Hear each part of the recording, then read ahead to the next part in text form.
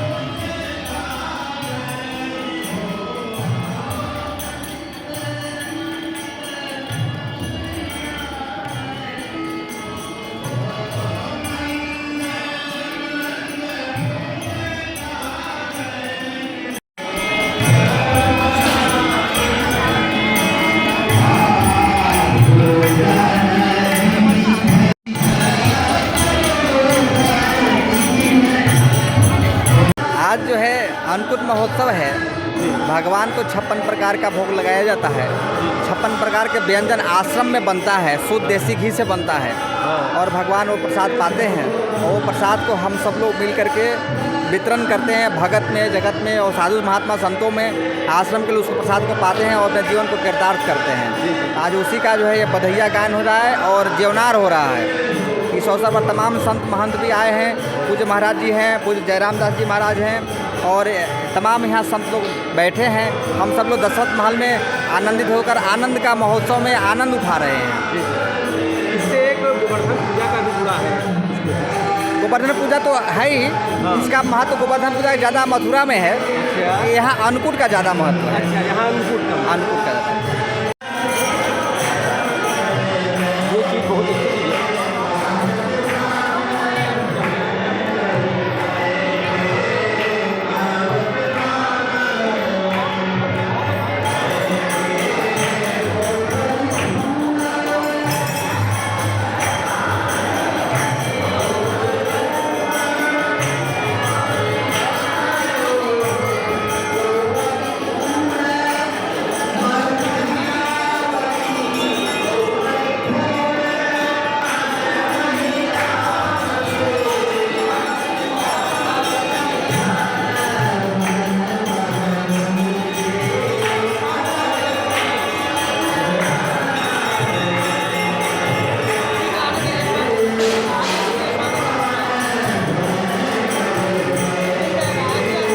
अयोध्या में हर्षोल्लास के साथ आज अन्नकूट महोत्सव मनाया जा रहा है। अयोध्या में कोई आश्रम बचा नहीं, मठ मंदिर बचा नहीं जहां आज अन्नकूट नहीं हो।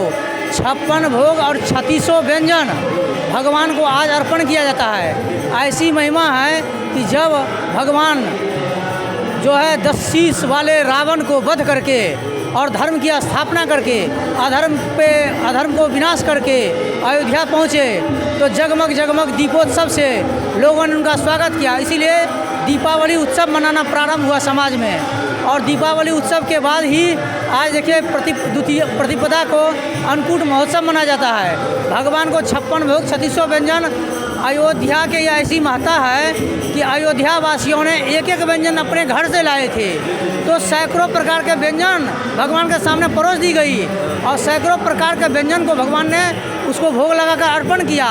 ऐसी महिमा है। साथ ही साथ जब गोवर्धन पर्वत उठाए थे जब कृष्णावतार में, तो भी 56 भोग लगाए थे भगवान और 36 व्यंजन, उसकी महिमा है। उसी कार्यकाल में आज हम लोग इस जो अयोध्या की दशरथ पीठ प्रसिद्ध पीठ मानी जाती है, ऐसे बिंदु गाद्याचार्य के पीठ दशरथ महल में हम लोग यहाँ उत्साह के साथ और बड़े ही प्रसन्नता के साथ भगवान को 56 भोग का प्रसाद अर्पण कर रहे हैं और साथ ही साथ यहाँ सब संत महंत और आम जनमानस प्रसाद ग्रहण करेंगे।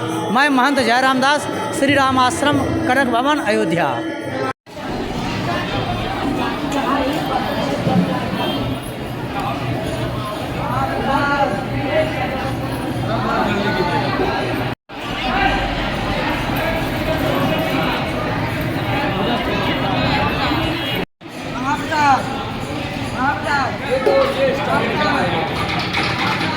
आज हर साल ये महापर्व है, महामहोत्सव अन्नकूट दिवाली के बाद मनाया जाता है। इस बार राम जी 550 वर्ष बाद राम जी अपने मंदिर में आए हैं अयोध्या नगरी में।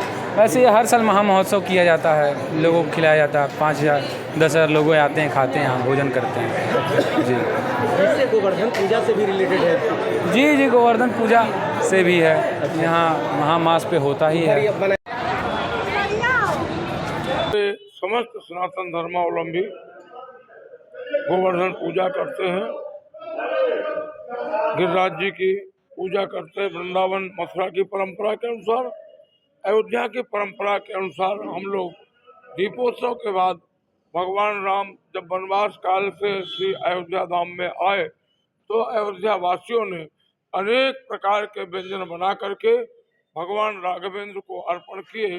तो आज ये गिरिराज पूजा, गोवर्धन पूजा और अन्नकूट महामहोत्सव सारे अयोध्या में सनातन परंपरा के अनुसार सारे संत महात्मा हम लोग मनाते हैं। और जहाँ तक आपने कहा कि अन्नकूट मनाई जा रही है, तो ये प्रत्येक वर्ष सिर्फ अयोध्या में ही नहीं, जहाँ भी सनातन धर्म के मानने वाले मंदिर हैं वहाँ पे ये भोग का कार्यक्रम किया जाता है प्रत्येक वर्ष। और दीपावली के कई बार अगले दिन, कई बार एक दिन गैप करके भी, जिस दिन उस हिसाब से ये पर्व मनाई जाती है तिथि के हिसाब से। और इसका मनाने के पीछे ये उद्देश्य है कि जो हमारे प्रभु राम थे वो 14 वर्ष के लिए जो वनवास गए, वनवास के उपरांत जब अवध में आए तो उसी के उपलक्ष्य में अवधवासियों ने, अयोध्यावासियों ने दीपोत्सव का कार्य किया, दिवाली मनाई, प्रकाश पर्व। और माता कौशल्या ने के मन में ये था कि हमारा जो राम है वो 14 वर्ष तक वन में भटका है, कंदमूल फल खाया है। तो ये जो राजमहल का जो भोजन सुरुचि है, ये इसका स्वाद वो भूल गया होगा। पता नहीं क्या पसंद है उसको, क्या नहीं पसंद है, क्योंकि 14 वर्ष की जो अवधि होती है एक बहुत लंबी अवधि होती है। तो उन माताओं के मन में एक बात आई कि क्या बनाए राम के लिए कि वो सुरुचि भोजन करे।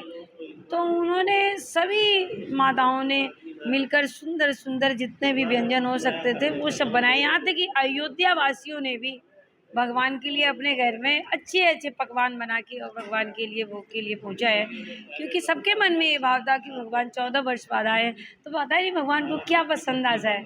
तो इसलिए तरह तरह के जिसके पास जितने भी व्यंजन थे सबने बनाया। और इस तरह से आज का जो है वो 56 भोग का कार्यक्रम होता है। हालांकि जैसा कि आप देख सकते हैं कि हमारे मंदिर में तो 56 क्या 100 बच्चों ने, सब लोगों ने मिलके जो है 108 तरीके के आइटम लोगों ने प्रस्तुत कर दिया ठाकुर जी के सामने। ये भाव होता है कि जितने भी वस्तु भोग लगने अनुकूल हैं वो सब हम अपने आराध्य को आज समर्पित करें। इस